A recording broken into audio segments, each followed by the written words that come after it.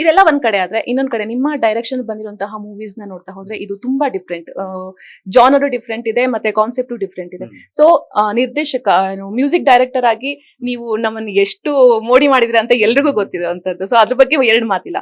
ಈಗ ಸಿನಿಮಾ ನಿರ್ದೇಶಕರಾಗಿ ನಿಮ್ಮನ್ನ ನೀವು ಪ್ರೂವ್ ಮಾಡ್ಕೊಳ್ಳೋದಕ್ಕೆ ಇದೊಂದು ದೊಡ್ಡ ಒಂದು ವೇದಿಕೆ ಅಥವಾ ದೊಡ್ಡ ಒಂದು ಆಪರ್ಚುನಿಟಿ ಅಂತ ನಿಮಗೆ ಅನ್ಸುತ್ತಾ ಅಂತ? ಒಂದು ವಿಷಯ ಹೇಳ್ಬೇಕಂದ್ರೆ, ನಾನು ನಿರ್ದೇಶಕನಾಗಿ ಮುಂದುವರಿಬೇಕಂತ ನನಗೆ ಆಸೆ ಇಲ್ಲ. ವರ್ಷಕ್ಕೊಂದು ಸಿನಿಮಾ ಮಾಡುವಂತ ಹವ್ಯಾಸ. ಆ ಹವ್ಯಾಸವು ಏನಕ್ಕಂತ ಹೇಳಿದ್ರೆ, ಕೆರೆಯ ನೀರನ್ನ ಕೆರೆಗೆ ಚೆಲ್ಲಿ ಅನ್ನುವಂತ ಒಂದು ನಿಟ್ಟಿನಲ್ಲಿ ನಾನು ಬದುಕ್ತಾ ಇದ್ದೀನಿ. ಪ್ರತಿ ವರ್ಷ ಸಂಗೀತ ಕ್ಷೇತ್ರದಲ್ಲಿ ದುಡಿತಾ ಇದ್ದೀನಿ.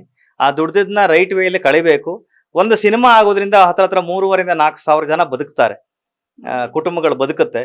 ಆ 4,000 ಕುಟುಂಬಗಳಿಗೆ ನಾನು ಯಾಕೆ ದಾರಿ ಆಗ್ಬಾರ್ದು ಅನ್ನೋ ದಿಕ್ಕಿನಲ್ಲಿ ವರ್ಷಕ್ಕೊಂದು ಸಿನಿಮಾಗಳ ಮಾಡುವಂತ ಹವ್ಯಾಸ ಇಟ್ಕೊಂಡಿದ್ದೀನಿ. ಅದು ಪ್ರಾಫಿಟ್ ಆಗಿ ಬರುತ್ತೋ ಅಥವಾ ಅದು ಆವರೇಜ್ ಆಗಿ ಹೋಗುತ್ತೋ, ಈ ಆಂಗಲ್ ಅಲ್ಲಿ ಪ್ರತಿಫಲಾಪೇಕ್ಷೆ ಇಲ್ಲದೆ ನನ್ನ 5 ಸಿನಿಮಾಗಳು ನಡೆದಿದೆ.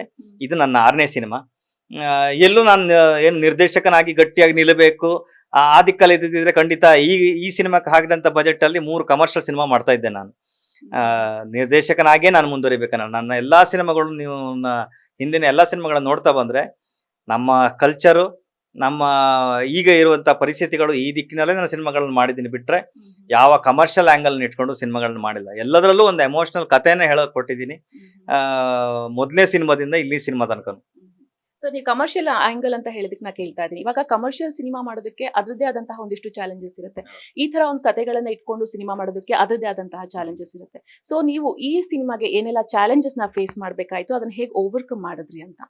ಚಾಲೆಂಜಸ್ ಅಂದ್ರೆ ಮೇನ್ಲಿ ಆರ್ಟಿಸ್ಟ್ಗಳನ್ನ ಹೊಂದೋದು, ಅದಾದ್ಮೇಲೆ ಎಲ್ಲರನ್ನೂ ಸೆಟ್ಟಲ್ಲಿ ನಿಲ್ಸ್ಕೊಳ್ಳೋದು. ಆ ವೇಷಕ್ಕೆ 1 ಅವರ್ 2 ಅವರ್ ಇರೋದೇ ಹೆಚ್ಚು. ಪಾಪ ಎಲ್ಲರೂ ಬಂದು ಸಂಜೆ 6 ಗಂಟೆಯಿಂದ ಬೆಳಿಗ್ಗೆ 6 ಗಂಟೆ ತನಕ ಸೆಟ್ಟಲ್ಲಿ ನಿಲ್ತಾ ಇದ್ರು. ಮಧ್ಯಾಹ್ನಕ್ಕೆ ಬಂದು ರಿಹರ್ಸಲ್ ಇರ್ತಾ ಇತ್ತು. 4 ಗಂಟೆಗೆ ವೇಷ ಹಾಕಿದ್ರೆ 6 ಗಂಟೆಗೆ ಸೆಟ್ಟಿಗೆ ಬಂದು ಬೆಳಿಗ್ಗೆ 6 ಗಂಟೆ ತನಕ ಇರೋದು ಆಟದ ಮಾತಲ್ಲ. ಅವರೆಲ್ಲರಿಗೂ ಅವರ ಪೇಷನ್ಸಿಗೆ ನಾನು ಇಲ್ಲಿಂದ ಒಂದು ನಮಸ್ಕಾರ ಕೊಡ್ತೀನಿ. ಯಾಕಂದ್ರೆ ಪ್ರತಿಯೊಬ್ಬರು ಜೂನಿಯರ್ ಆರ್ಟಿಸ್ಟ್ನ ಹಿಡಿದು ಮುಖ್ಯ ಆರ್ಟಿಸ್ಟ್ಗಳಿಂದ ಹಿಡಿದು ಎಲ್ಲರೂ ಅವರವರ ಪೇಷನ್ಸ್ ಅಲ್ಲಿ ಅವರು ಆ ಹದ್ದನ್ನ ಮೀರದೆ ಇದೊಂದು ಏನೋ ನಡೀತಿದೆ ಭಗವಂತನ ದಯೆಯಿಂದ, ಇದಕ್ಕೆ ಒಂದು ನಾವು ಸಹಕಾರಿ ಆಗಿರ್ಬೇಕು ಅಂತ ಪ್ರತಿಯೊಬ್ಬರು ಸಾಥ್ ಕೊಟ್ಟಿದ್ದಾರೆ.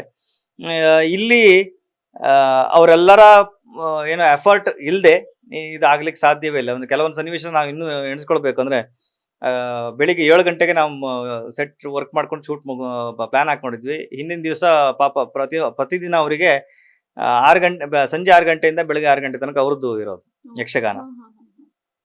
ಬೆಳಿಗ್ಗೆ ಹೊತ್ತು ನಿದ್ದೆ ಮಾಡ್ಬೇಕು ಅವರು. ಆ ನಿದ್ದೆಲ್ಲೂ ಅವರು ಅಲ್ಲಿಂದ ಊರಿಂದ ಕಾರ್ ಬಿಟ್ಕೊಂಡು ಬೆಂಗಳೂರಿಗೆ ಬಂದಿದ್ರು ನಮ್ಮ ಸೆಟ್ಟಿಗೆ.